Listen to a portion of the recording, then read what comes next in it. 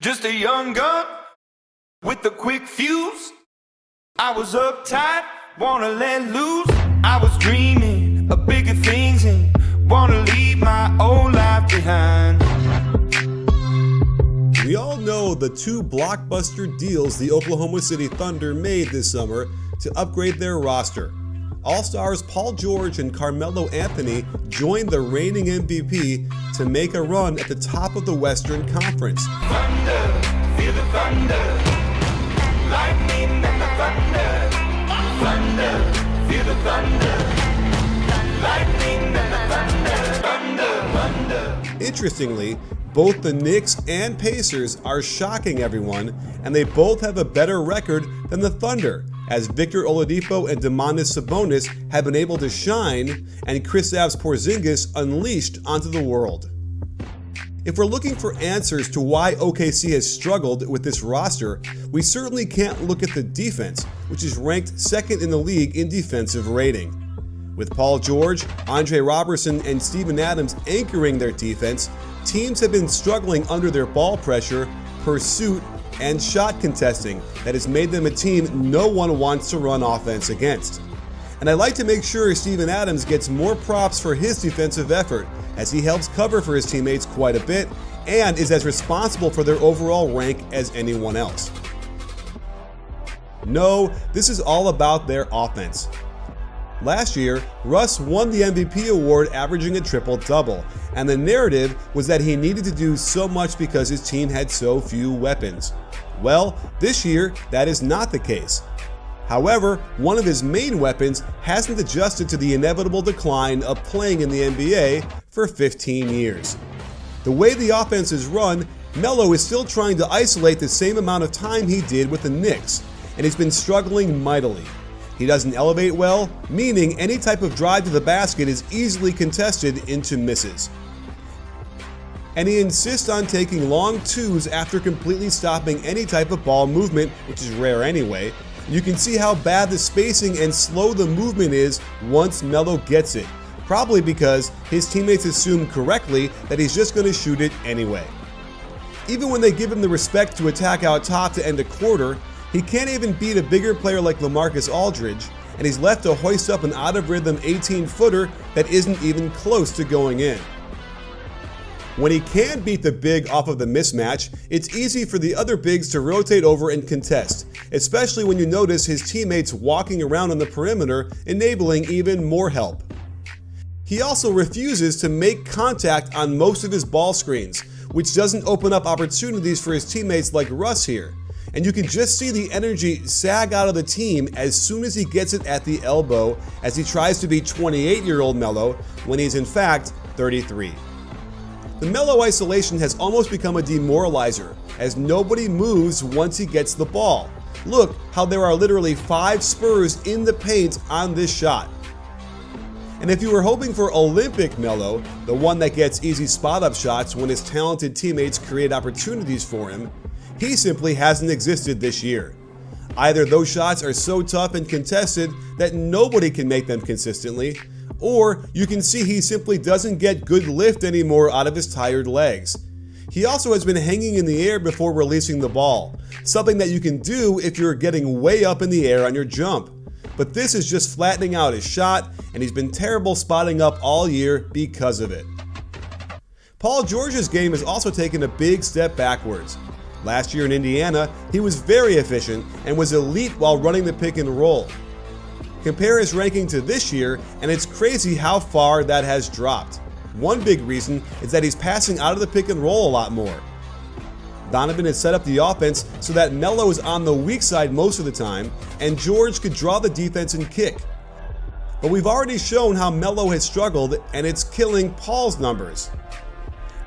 They run basically the same play for him, zipper fist, and it's so slow in developing, and 2 players don't even move at all, that the defense has been able to contain and defend the shots with little problem. Another serious issue we'll get into in a minute is Westbrook's lack of movement. Here's a good example where he's literally picking at his butt, completely in the way of what could have been a good early attack for George. The offense dies, Russ's man can be an extra defender in the lane, and Melo tosses up an ugly contested brick.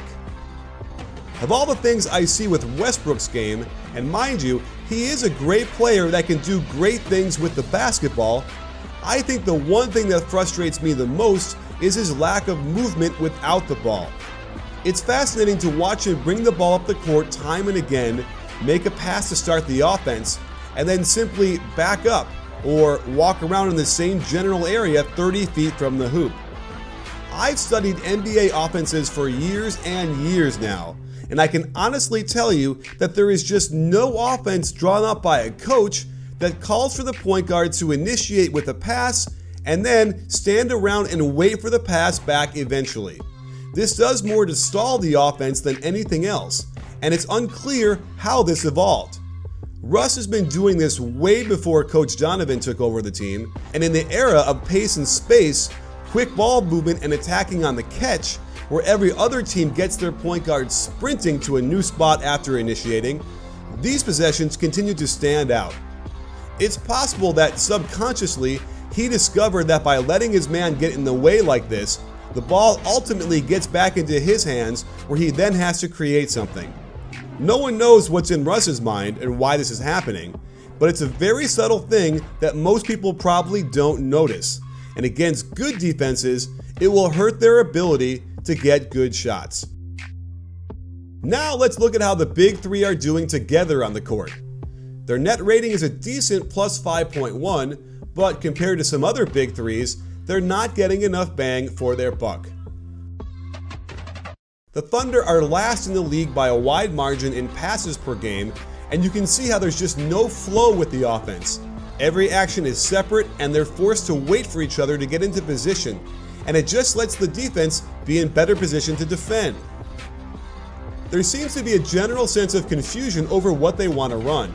Here, Adams looks like he wants to set a weak side screen, but then decides to set an inside ball screen, but that would send Russ back into the teeth of the defense. Russ is impatient and just isolates, and ends up ignoring both Melo and PG wide open for threes. The Andre Robertson effect is very real, and even though occasionally he finds ways to help them score, for the most part, he's left to wander around while a teammate isolates into a tough shot. Here, his man is a third defender as they really don't care what he does if they pass it to him, which is travel, no call, but then he throws it away anyway. It's just not Robertson though. You can see how his man can get very bold with his help, but Felton has not made them pay at all. Over the last 10 games, Felton is shooting 22% from 3. In fact, only Paul George has shot well in that span, and it seems like George should be spotting up a lot more since it's one of the few bright spots. This hawk play gets good movement and leverages Russ and Melo's gravity perfectly, and they need to run this even more. Another huge issue for the Thunder is their second half collapses.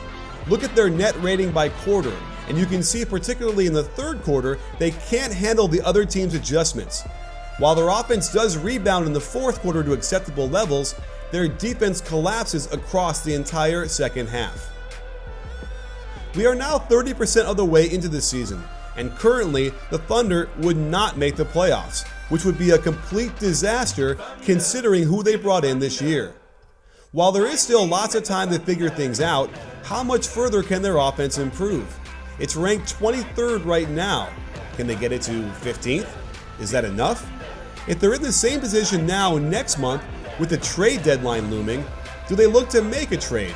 Clearly, without a deep playoff run, they're not convincing Paul George to stay, and then they'd be left with the corpse of Melo and a fuming Russell Westbrook, who has seen a lot of teammates over the years run away from OKC with a bit of desperation. If they hit a nice patch with their schedule, perhaps they can reel off 10 in a row and be right back in the middle of the Western Conference pack. But until they figure out their offensive issues, there are very few games on their schedule that are easy wins.